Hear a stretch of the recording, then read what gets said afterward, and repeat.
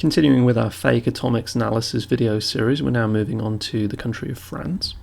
The French were ravaged by World War II and over the next decade and a half suffered the loss of French Indochina in the military farce of the Second Arab-Israeli War, where Israel got Britain and France to try and invade Egypt to seize the Suez Canal in 1956, but all three countries ended up having to pull out due to pressure from the US, Soviet Union and the UN. France felt it was no longer a world power and couldn't really rely on the support of other countries. So the French managed to get a nuclear reactor working by the late 40s, but could only extract very small amounts of nuclear material.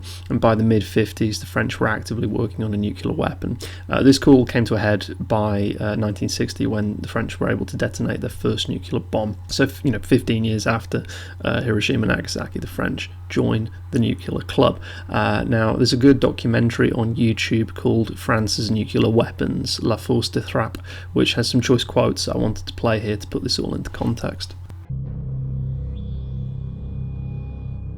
Depuis la réussite de son premier tir nucléaire en 1960, la France est entrée dans le club des puissances atomiques, aux côtés de l'Union soviétique, des États-Unis et de la Grande-Bretagne. L'organisation de toute l'institution militaire s'en trouve bouleversée. Dans le monde, deux blocs dominent et s'affrontent. L'Union soviétique, la Chine et les pays satellites d'un côté, de l'autre le monde libre, entraîné par les États-Unis. Les crises se succèdent. Blocus de Berlin, guerre de Corée, crise des missiles à Cuba. C'est la guerre froide, l'équilibre de la terreur. Les forces de l'OTAN et celles du pacte de Varsovie sont face à face. L'Europe vit dans la crainte d'un affrontement. La France veut affirmer son indépendance. L'armement atomique va lui en donner les moyens.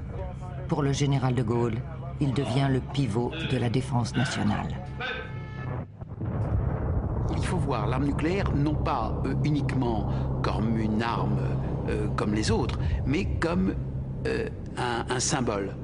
C'est d'abord et avant tout un instrument politique, un instrument diplomatique pour assurer le statut de grande puissance que la France avait perdu au cours de la Seconde Guerre mondiale. Et sans aucun doute, pour le général de Gaulle, la force de frappe ou la force de dissuasion, telle qu'on va se mettre à l'appeler, est l'outil qui lui permet de s'asseoir à la table des grands. You must see the nuclear weapon not like any other weapon but a symbol. First of all, it is a political instrument and a tool to sit at the table of the great powers. This is fantastic. This is exactly what I've been talking about. He's being completely honest when he's telling you this. It's a symbol, a tool, an instrument to sit at the table of the great powers. It's a way for France to get its groove back. Penser que la France, devenue une puissance nucléaire, pourrait assurer seule sa sécurité et qu'elle ne serait plus dans la position de quémander, comme c'était le cas quand il est arrivé à Londres, et comme ça a été le cas sans arrêt pendant très longtemps. Ce qui était pour lui profondément douloureux, profondément humiliant. Je me rappelle que je lui avais exposé ma thèse de la dissuasion proportionnée, en lui disant que, étant donné que nous étions une puissance relativement mineure sur l'échiquier mondial, il suffisait que nous soyons capables d'infliger à l'adversaire une petite quantité de mal pour qu'il nous respecte. Et le général s'était écrié, j'ai jamais oublié cette phrase, « Vous avez raison, il suffit que l'on soit capable de leur arracher un bras. » And again here, General de Gaulle, running France post-World War II, he's saying, right, what can we do to get ourselves back on the map? How can we be a power again? How can we be respected again? And how do we have a deterrent to stop the Soviet Union just steamrolling into France and taking over? We need to have this super weapon. C'était tellement important, si vous voulez, de voir notre pays devenir puissance nucléaire, et ça l'est toujours, parce qu'on ne parle jamais à une puissance nucléaire comme on parle à une puissance qui ne l'est pas. faut quand même avoir ça en tête. And again, it's very much like with the English at the time, where we needed to get our sense of self-esteem back, we needed to get our power back, and we did this through getting this symbolic weapon. And so the French realised, look, we need to have this thing, and it took them so long. It took them until 1960. You know, the nuclear bomb in the Manhattan Project, they only started working on the plutonium implosion bomb in 1944. By 1945 they had Trinity and they did Hiroshima and Nagasaki. It took them about a year, you know, less than a year. They had the fission down, the English were working on it, the French were working on it, they understood the principle of nuclear fission. It would take 15 years for them to get a bomb. And of course, when it finally got round to 1960, what type of bomb was it? Was it a gun type? Was it the simple design? No. It was a plutonium implosion bomb again. So the French were looking for a way to turn things around, and they would reach for the nuclear weapon as a symbol to play. And what's quite nice is that the conventional army doesn't need to be scrapped. You see, you can still funnel all that taxpayers' money into your tanks and planes and soldiers, which you would think was no longer necessary because the whole thing could operate purely off deterrence. But no. You see, you actually still need to have all the squaddies and all the tanks and all the helicopters because we have the need for a kind of dike or border wall of soldiers to stop the Soviets coming in. So in the next clip you can see again how massively outnumbered and outgunned the French were and why they needed this deterrent, but why there was still a need for the conventional military. Derrière le rideau de fer, à 2 minutes de vol de Strasbourg, sont concentrées les forces du pacte de Varsovie. En première ligne, 55 divisions. 1 million d'hommes, 3 000 avions, 1 200 hélicoptères de combat, 16 000 chars, 10 000 pièces d'artillerie. Des forces 2 à 3 fois supérieures à celles de l'OTAN. La guerre est possible. Le scénario de l'affrontement est d'ailleurs prêt. Si un pays envoyait à nos frontières une section en armes avec des intentions hostiles, vous avouerez que la menace de riposte nucléaire stratégique contre ce pays n'aurait aucun sens. C'est bien évident, pour une menace aussi faible. On conçoit en conséquence qu'il soit nécessaire de réaliser à nos frontières ou devant celles-ci une sorte de digue composée de forces blindées, d'infanterie et d'une aviation qui est chargée d'appuyer ces forces, d'en assurer la protection et aussi de frapper avec les armes classiques dans un premier temps les forces adverses. Si cette fameuse digue-là était sur le point de s'effondrer, il n'y a plus rien à faire, nous devions être capables, l'armée de terre comme nous-mêmes, de réaliser sur les forces adverses, et non pas au cœur du pays, sur les forces adverses, une frappe, tous les deux ensemble, qui n'était pas renouvelable, une seule, de telle sorte que l'adversaire savait qu'après ça, il n'y avait plus qu'une chose pour nous, c'était la riposte au cœur du pays. C'est-à-dire qu'il y avait un couplage extrêmement étroit entre ce qu'on appelle l'engagement de notre corps de bataille, cette frappe qu'on a appelée nucléaire tactique, qu'on a rebaptisée ensuite, peu importe, et la frappe stratégique. Les trois se tenaient étroitement. Le combat est prévu pour durer 7 jours. Après, c'est le déclenchement de l'arme suprême.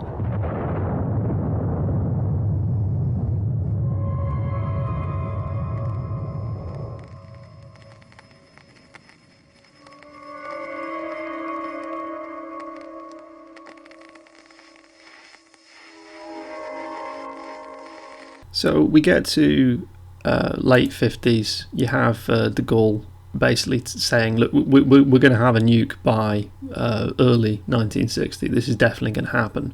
And while the Americans and the Russians and the British are trying to reach a kind of an agreement of non-proliferation and saying, well, look, we actually, you know what, we've talked a lot about these big nukes and everything, but actually let's just try and de-escalate this a bit. The French are steamrolling into making and building their own nuclear weaponry because they want to join the big club.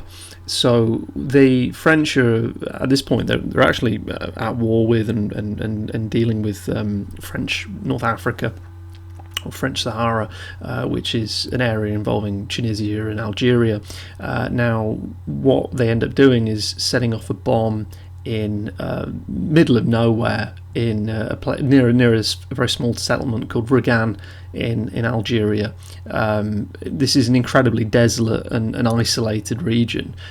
So they set off a bomb called Jerboa Bleu, which is blue jerboa in English. Jerboa is a small sort of field rat creature that lives in the desert there. So it's the sort of the blue rat test.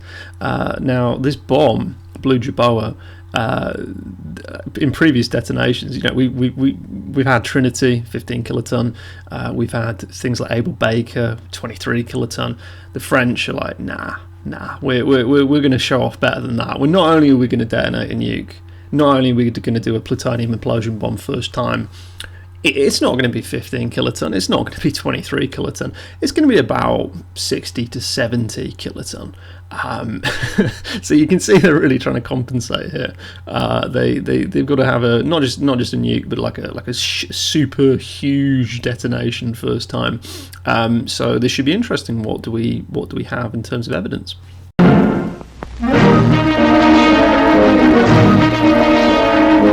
At Regan, deep in the Sahara, France goes forward with the detonation of her first atomic bomb, defying a United Nations resolution, the heated protests of Japan and most of Africa's newly independent nations, and the disapproval of both America and the Soviet.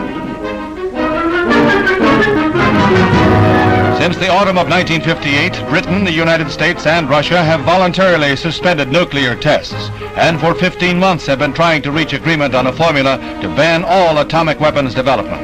Now, France presses forward with this first in a series of firings to force her way into the exclusive nuclear club. This first blast is on a level with bombs exploded over Hiroshima and Nagasaki in World War II.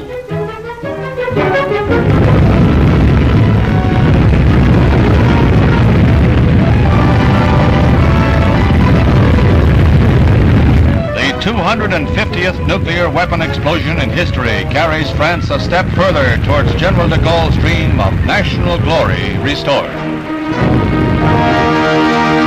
So that's an interesting little propaganda video there. It's interesting that they try and fudge it by saying that the bomb that you're about to see go off is equivalent to Hiroshima and Nagasaki, when of course that isn't true. It's considerably larger, and the explosion looks. Well, again, we have no sense of scale because it's the usual dark background on sand, and it's just a fireball. So it doesn't look dramatically larger than the other nuclear tests that we've seen or explosions that we've seen. So let's see if there's any photo evidence. So this is the photo of the Blue Jerboa testing site before detonation. It's got the little tower there in the sand. We've got a nice photo here of some dummies dressed up in French uniforms propped up on sticks. Presumably this is to test to see whether or not a 60 kiloton nuclear bomb damages soldiers. I would have thought by 1960 the answer to that would be yes. I don't understand why you'd even need to test that, but hey, I guess it looks good from a theatrical point of view. Here's a photo of the testing site after the explosion, taken from a plane. There doesn't appear to be much in the way of a crater there. I mean, this is on sand or dirt strata. I'm not sure why there's not a larger crater given the scale of the bomb. I'm also not sure why there's no glassing, because in such a dry and arid environment with the sandy surface, you would expect there to be some clear glassing of the ground, but we can't see anything. It just looks like a scorch mark essentially. So yeah, that's not particularly impressive.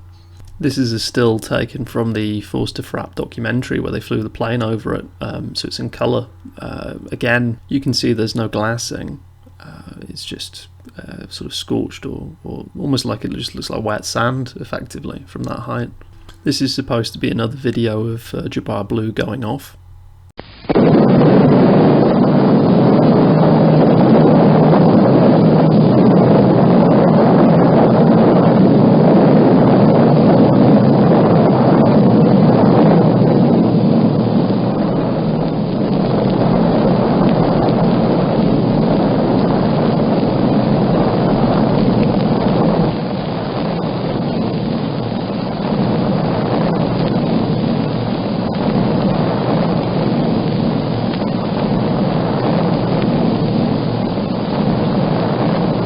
For some reason, it appears to be in the pitch black of night, despite it being a morning detonation. The bomb was supposed to go off about 7:30 in the morning.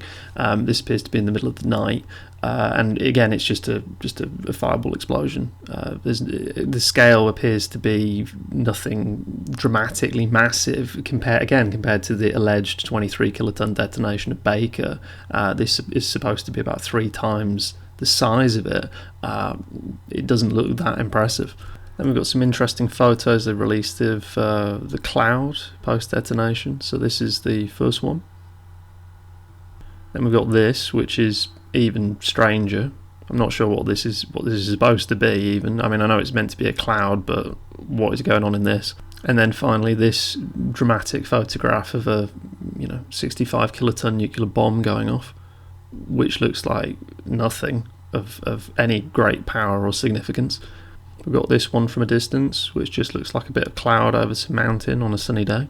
And then finally we've got some pictures of the Dubai Blue test, first with some presumably French filmmakers or photographers for the army shooting the detonation. That does not look like a nuclear bomb has gone off, and they are wearing no protective gear.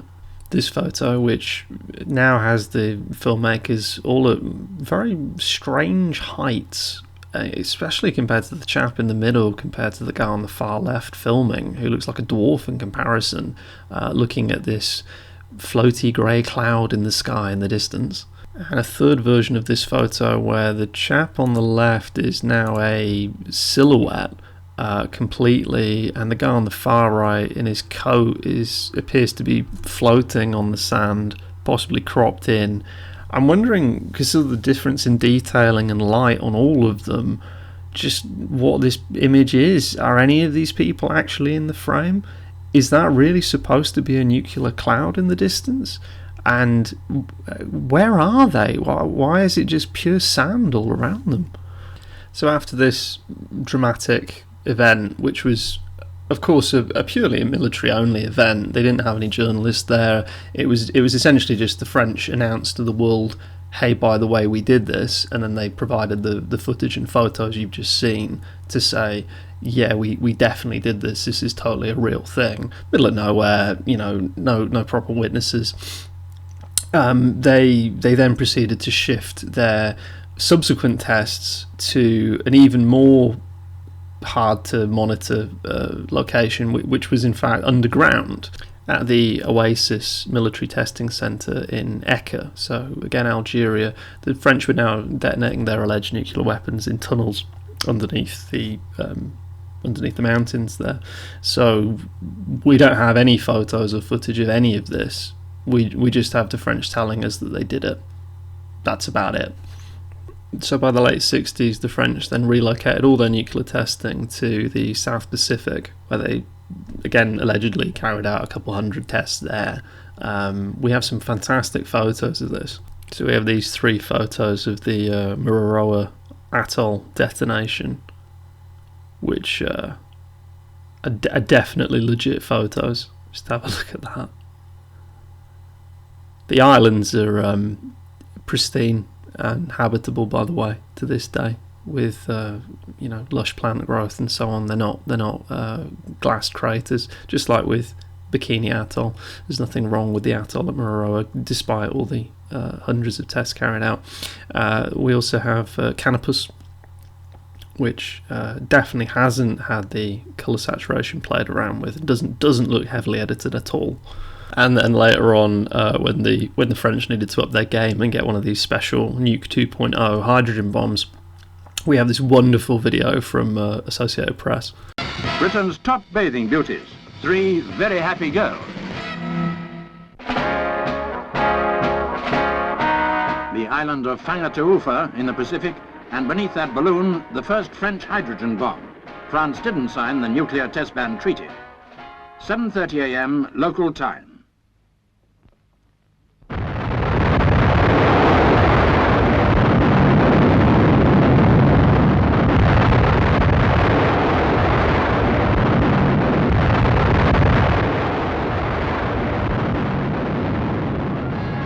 Once again, an evil mushroom cloud grows over the Pacific.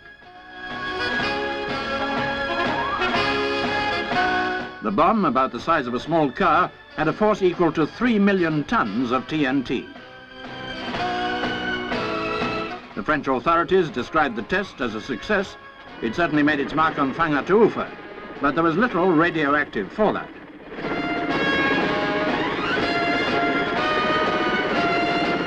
In our uneasy world, France now becomes the 5th H-bomb power.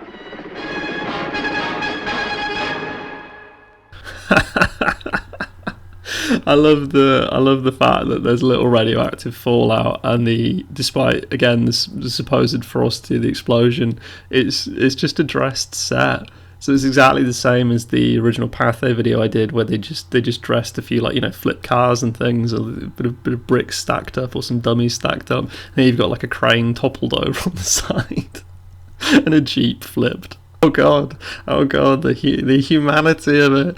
Look at what the hydrogen bomb has done. It's flipped the Jeep. So yeah, and I'll stop there, because it's just France embarrassing itself, basically. They wanted to be big players at the table. They set off a car bomb in Algeria to try and scare the local Algerians into not having a revolution against French occupational rule, and B, arguably the more important one, was to join the nuclear club. You can imagine the Americans back in CIA headquarters or whatever rolling their eyes at this and going, "Oh God, not another one," after the English muscling into the conference room. Now the French are here too. Soviets are slapping their forehead, thinking, "Oh God, now we got to keep up this charade." And now they're detonating underground bombs, and it just gets more ridiculous from there. So we're going to move on. So we're going to move on to China now, the next attendee of the nuclear club. The Chinese didn't get the bomb until 1964. If we look at the Atomic Heritage Foundation website article about China and the nuclear bomb, we see that what really happened to kick this all off was after the death of Stalin, the first secretary of the Communist Party, so essentially the head of the Soviet Union, Nikita Khrushchev, gave a speech where he denounced Stalin and said that actually he was a maniac. This was taken badly by Soviet ally Chairman Mao, and who felt that this was impugning Mao's reputation by proxy. Mao, essentially there was a difference of personality between Mao and Khrushchev.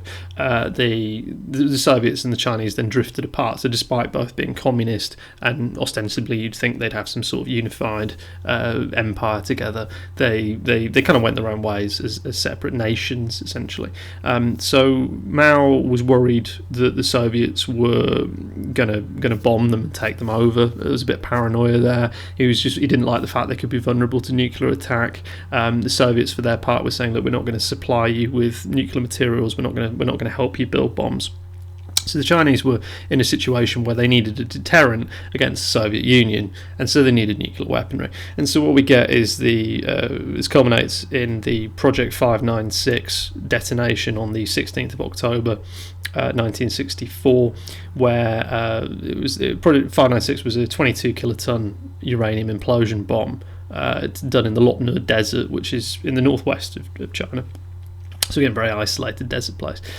And so we have the following images of this endeavour. So this is the bomb being wheeled into position. Now it's interesting that it's obviously like a cylinder barrel-shaped bomb. If it was meant to be an implosion bomb, you would expect it to be spherical, like the Fat Man or like any of the other implosion type designs depict. Then we have the actual detonation itself, which, considering this is roughly equivalent to the Baker Cloud detonation, is rather unimpressive. We then have this in colour, which looks very much like a regular chemical detonation, given the fact there's orange fire in the cloud. It's a combustion explosion, it's not a fission explosion, as discussed in other examples. And then we have what I would refer to as the hurrah photos, which is this, and this. So these photos are obviously doctored. The first one, the cloud doesn't even look like a nuclear cloud. It's very, very faint and wispy. You've got this second one where they've put more detail in the cloud. but they've had to just sort of insert silhouettes of people cheering, and then this third one that's in colour, and again it's just doctored. These people have no protection, they're far too close to the explosion, etc., etc. It's the same nonsense that we've seen before in other examples. So all of this is distinctly unimpressive. The photography is clearly edited. This one, the original detonation photo, I mean, like, fair enough, it's an explosion, but it certainly doesn't look anything like the Baker detonation. And yeah, then we have the videos of their explosion going off. So we'll start with this fantastic propaganda video. So this is from the Lopner detonation. So we have a sort of a Chinese armoured forces making their way across the desert, and as the camera pans around, we can see, oh my god, they're driving straight at the mushroom cloud. The bomb was obviously just gone off moments before. We now have motorbikes driving towards it with some nice Chinese characters on the background that haven't been affected by the bomb blast. This wispy white cloud. Now men on horses, people on horses riding towards the nuclear bomb detonation zone of a 23 kiloton bomb. A pylon has fallen over, the devastation, but the tanks continue regardless. And we have troops actually sat out on the tank, not even wearing protection there, and more there. And there's a lot of, dust being kicked up because of the horses. And yeah, you run. So the idea here is the Chinese are showing us that they had a nuclear strike regiment where they would nuke your position and then they could send in soldiers straight away through the wreckage. This is obviously ridiculous and farcical. The very idea that you need an infantry strike force to take a position that has had a nuclear detonation is in and of itself absurd. The fact that you think you can put some gas masks on horses and ride into battle, it just beggars belief. So this rather leads me to believe that the Chinese have absolutely no idea of what a nuclear bomb is meant to be, other than in the most abstract sense of some sort of very large artillery shell going off. Yeah, it just utterly ridiculous, basically. So then we have some footage of these, Chinese army personnel constructing a settlement out in the desert, and then gathering around to view the detonation. And they've actually got the poor bastards sat there, again, no protection, no goggles, no eye protection, nothing, and they're literally sat on, like it's a cinema, like a theatre or something, and they're sat there to stare directly at the bomb as it goes off. So again, that would mean they'd be blinded, but not in this case, of course. And so this is meant to be a, Baker equivalent sized atomic bomb going off. So that's sort of the raw footage of the Lopner detonation. The next clip is from an American sort of newsreel footage. So let's have a look at that. At 1500 hours on October 16th, 1964, the event which shocked the whole world finally takes place.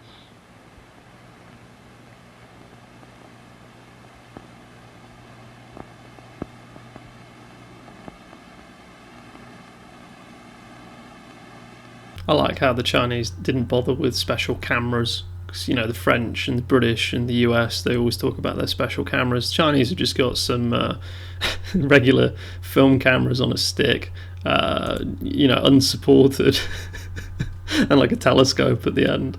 So they're just going to prop those up and have a 23 kiloton bomb go off nearby. It's just regular film. It's just totally normal. They're just going to put a camera in it, like it's a home movie they're making.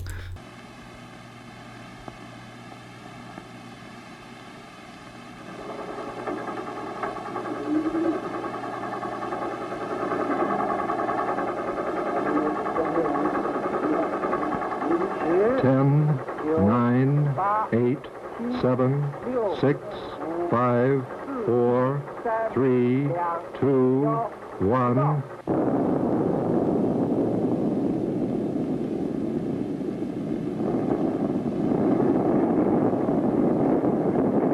Our nation's first atomic bomb is a success.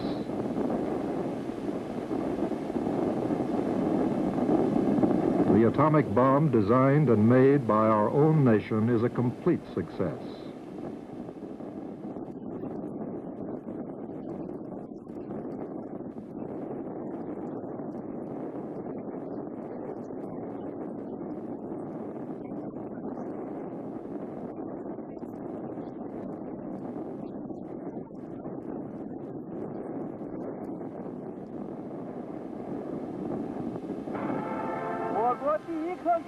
Our nation's first nuclear test surpasses the levels of the first nuclear tests of the United States, Britain, and France. This is the result of the efforts of our nation's workers, engineers, technical personnel, scientists, officers and men of the People's Liberation Army, and all those concerned who willingly raised high the great red flag of Mao Zedong's thought, gave prominence to politics, creatively studied and used Chairman Mao's works, and concentrated their efforts to wage a battle of annihilation with united and vigorous cooperation. This is a gigantic success of Mao Zedong's thought. This is a gigantic success of the General Line. Long live the Chinese Communist Party. Long live Chairman Mao.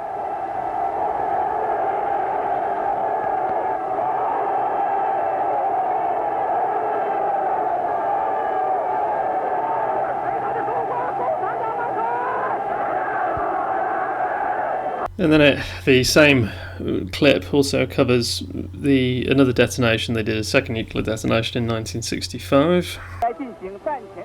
The combat teams are given pre-combat political indoctrination to prepare for an intense struggle maneuver.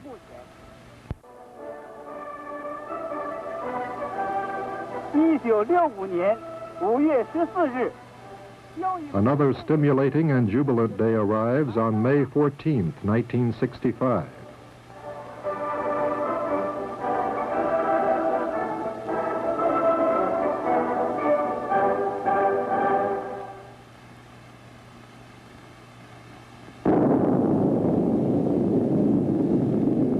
Our nation successfully explodes its second nuclear bomb in the sky over the western part of our country.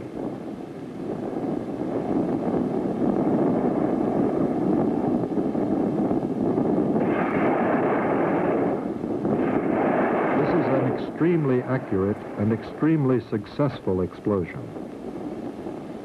This demonstrates the great results of cooperation among leaders, specialists, and the masses, and of the cooperation of education with research.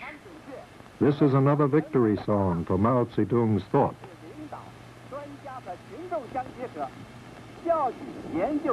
So again, we have the nonsense of the fireball cloud, it being too small, it being, close-ups of the little matchstick buildings and a yurt being knocked over. Just absolute ridiculous nonsense. You can really see how the quality of the propaganda decreases as we're going to places like China, because they just, they can just show you complete nonsense and you're expected to swallow it, and that's for their regular day-to-day treatment of their own citizens. They think that they can show this and it's credible, and it clearly isn't.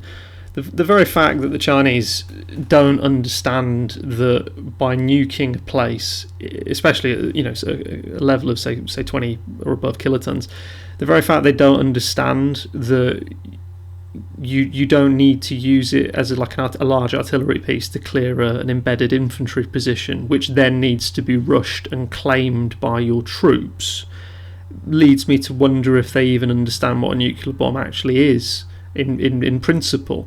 If you drop a nuclear bomb of that size on an area, you've completely incinerated everything, you've glassed it, and the psi pressure will have flattened everything for several kilometres in every direction. You have no need to rush to take the bunker or the trench, because there is no trench. It's going to be glassed. So the fact they've got these ridiculous commandos running in on their motorbikes and their horses and whatnot, and they think that they can ride a horse through an irradiated firestorm, which would be raging for hours afterwards. Let alone the fact that all of them would just be destroyed by the psi shockwave, or the ionizing radiation would kill the animal and so on.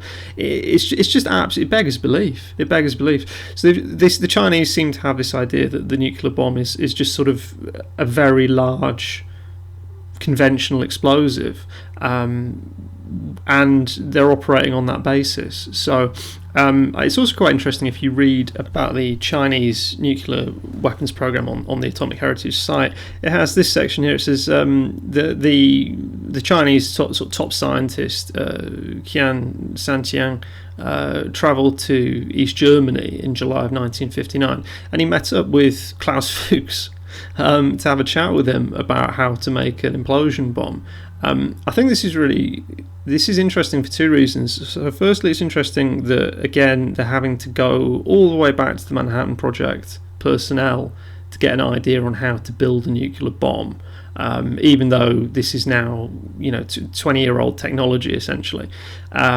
The second point here is that Fuchs has somehow managed to be a German scientist who gets into the Manhattan Project via the British, works on the bomb, is a spy, feeds information back to his handler with the evil shark eyes and soulless grin, Agent Sonia, then is able to, despite being found out, as of the late 50s, is now kicking it about in East Germany and now passing the same kind of info over to the Chinese. I think that's very strange, because now I'm thinking Fuchs is kind of like he's kind of like a, I don't know how best to describe it, a sort of a Deus Ex Machina in the script. He's like a very useful tool in the script of this narrative, where, how does this faction get the bomb? How does this faction get the bomb? Well, it's Klaus Fuchs. This guy just kind of rocks up and gives the key information to the right people repeatedly, allowing this new group to have access to this supposedly restricted weapon. I mean, you would think the nuclear secrets would be kept pretty tight, and you'd think that the eyes on these people, prominent scientists, especially prominent scientists who've already been spies and found to be spies, you think that would be kept pretty tight. You wouldn't think that the Russians would want the Chinese to have this, because, of course, Khrushchev has already said, no, don't give any information to the Chinese. So now you've got the idea that Fuchs... Now, what I'm saying is, it was almost credible to me that you'd have this guy be a spy, thus explaining how the Soviets got the technology. But now he's also supposed to be the guy who gives the Chinese the technology. So now he's just this kind of gadfly flitting about and handing over diagrams and calculations to people. Is he really actually a spy, in the sense that is this a genuine beat in the narrative, or is it in fact that Fuchs is basically just an excuse for how the elite can sell this narrative to us and say, it was this guy Fuchs? It just seems very unlikely that he would be involved twice now in spying to give a major faction the key information, and no, but none of his handlers, or not, the police, the intel community, they wouldn't be keeping tabs on him. They wouldn't be putting a stop to that. No alarms would go off when the head of the Chinese nuclear project travels all the ways to East Germany and gives him a phone call and organises a meet in a coffee shop or whatever. How does that happen? How does that happen realistically? So I think what we're looking at here is it's ridiculous that the Chinese would have it. It's ridiculous that Fuchs would give them the information. The Chinese clearly don't have a nuclear bomb. The footage and the photographs are silly as usual. The propaganda they've released is very telling, because it indicates that they don't even know what a nuke really is, what it's supposed to be. Even the fiction of it, as I believe they are completely fictional weapons, the idea of what you're supposed to have happen when one detonates, and they're looking at putting gas masks on horses and things. It's just so ridiculous. And the reason they're doing it is because they want to be able to argue on an international level, and they want to be able to fight back against the Americans and the Russians. They want to hold their own, and so they do this 596 thing, and that's that. And then by 1967, when they need to escalate this nonsense again because of the hydrogen bombs, so everybody's got to lie a second time and say, oh god, yeah, we've got hydrogen bombs as well. The Chinese have this video, which I can only describe as sort of a combination of stop motion animation, student film, and gibberish. But yeah, I'm just going to play it and see what you think.6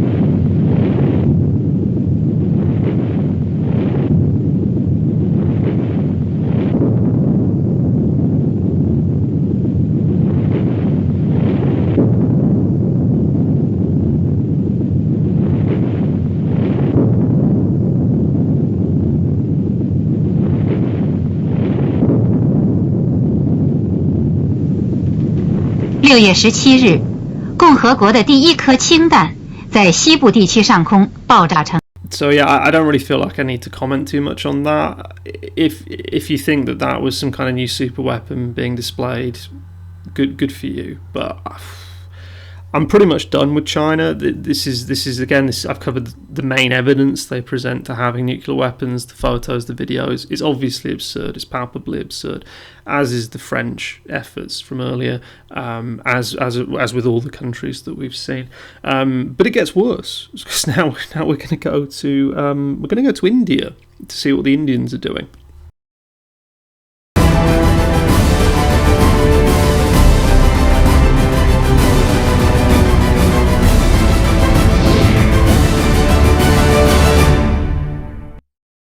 On 18th May 2019, India marks the 45th anniversary of its first nuclear test known as Pokhran-1. It was on this day in 1974 on Buddha Jayanti. The bomb was detonated on the army base Pokhran test range in Rajasthan by the Indian Army under the supervision of several key Indian generals. Described by India as a peaceful nuclear explosion, this test was carried out underground and codenamed Smiling Buddha. So Smiling Buddha was a plutonium implosion bomb the Indians allegedly set off in May of '74.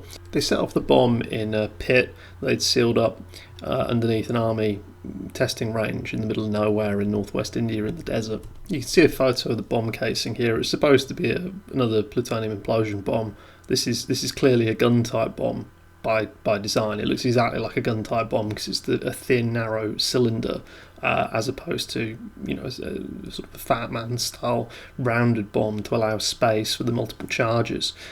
So that's a bit of a fail to start with. There's also an issue with the load of the bomb in terms of the kiloton strength. The yield is supposed to be about 12 to 13 kilotons, but it's been quoted as high as up to 20 kilotons. And other groups have tried to analyse the seismic data, then it can go down to 6, 4, or even as low as 2 kilotons.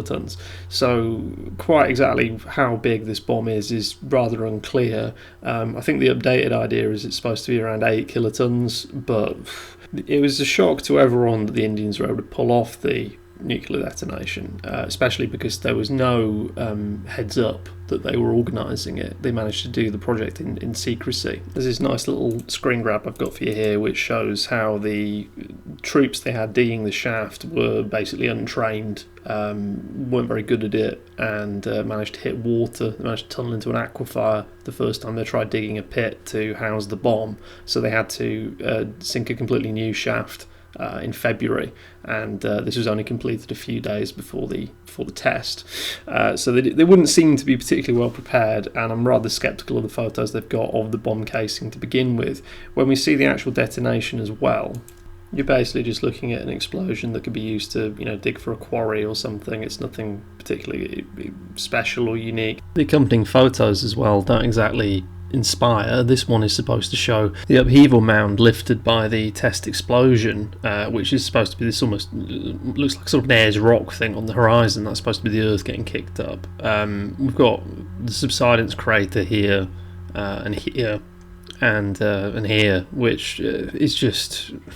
Well, I can believe it's a 2 kiloton explosion, put it like that, and this is easily just explained as India was needing to have deterrence against China and Pakistan.